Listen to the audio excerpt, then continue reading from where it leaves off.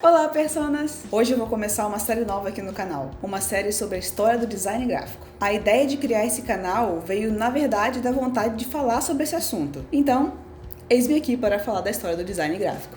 Essa série vai ser baseada na obra do Philip Max, A História do Design Gráfico. Inclusive, é uma leitura super recomendada. É um pouquinho grande, mas vale muito a pena. Sem mais delongas, bora começar?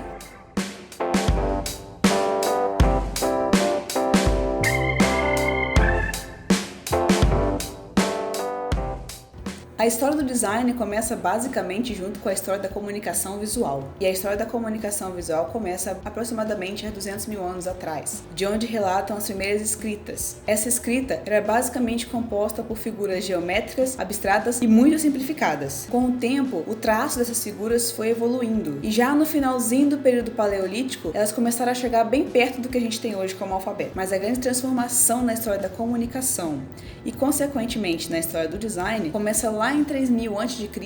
com os sumérios. Foram esses caras que inventaram a escrita. E essa invenção foi uma baita divisora de águas. Provocou um impacto absurdo na sociedade, na economia, na tecnologia e também na cultura. Provável que essa linguagem visual tenha nascido da necessidade de se controlar mercadorias e insumos, bem como o pagamento de impostos daquela época. Essa linguagem dos sumérios utilizava pictogramas para poder identificar as mercadorias e também um sistema decimal baseado nos 10 dedos da mão para poder marcar a quantidade das coisas. Os registros mais antigos desses escritos são as tabuletas da cidade de Uruk. As tabuletas eram feitas de argila, pois era um material muito abundante naquela época. E elas funcionavam basicamente assim. O escriba, a pessoa que fazia lá a marcação, a contagem das coisas, segurava a tableta na mão esquerda e escrevia com a mão direita. Na mão direita, ele utilizava uma espécie de estilete de madeira para poder gravar os pictogramas na argila. Um fato curioso sobre essa escrita dos sumérios era o seguinte: ela era feita igual a gente faz hoje, de cima para baixo,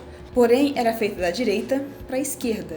Aí você me pergunta, tá, e o que tem isso? Só que como eles tinham que utilizar argila úmida, esse movimento muitas vezes acabava por borrar o que já havia sido escrito, ou seja, não dava certo. Daí, 200 anos mais tarde, lá por volta de 2800 a.C., ou antes da Era Comum, como você gosta de chamar, alguém teve uma ideia brilhante. Vamos escrever da esquerda para a direita. Essa ideia genial deixou tudo muito mais fácil, porém deixou os pictogramas menos literais. Daí, 300 anos mais tarde, lá por volta de 2500 a.C., ou antes da Era Comum, outra genial ideia surgiu. Vamos substituir o estilete de madeira por algo que tenha forma triangular. Não sei como eles chegaram nisso não, mas chegaram. E ao invés de arrastar o estilete pela argila, vamos pressioná-lo na argila. Esse movimento de pressionar sobre a argila deixava uma espécie de formato de cunha, e isso acabou fazendo com que os pictogramas que eles faziam ficassem muito mais abstratos, dando origem ao que a gente conhece hoje como escrita cuneiforme.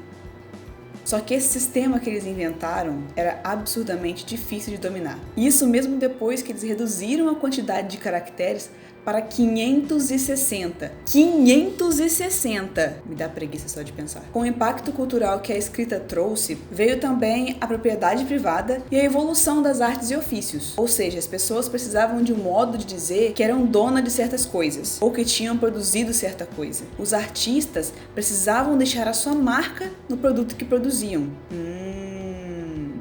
Daí, para isso, eles criaram sinetes, uma espécie de carimbo que era utilizado para gravar a marca dos produtos. Olha o brand na Mesopotâmia. Esses sinetes eram decorados com desenhos de várias narrativas, seja de batalhas, deuses, reis, etc. Esse sistema dos sumérios durou por muitos séculos e sofreu algumas evoluções também. Só que aí, por volta de 538 a.C., o povo da Mesopotâmia e da Babilônia acabou caindo na mão dos persas e meio que começaram a perecer. Quem deu uma certa continuidade a esse trabalho da escrita foram os egípcios. Mas isso você só vai ver no próximo vídeo. Por enquanto é só, personas. Espero que você tenha gostado do vídeo e que ele tenha sido útil para você. Se você curtiu, deixa seu like aqui embaixo. Comenta aqui também alguma dúvida, sugestão ou crítica que você tem sobre o vídeo. E se inscreve no canal e ativa o sininho para ficar por dentro dos próximos vídeos da série. Tchau!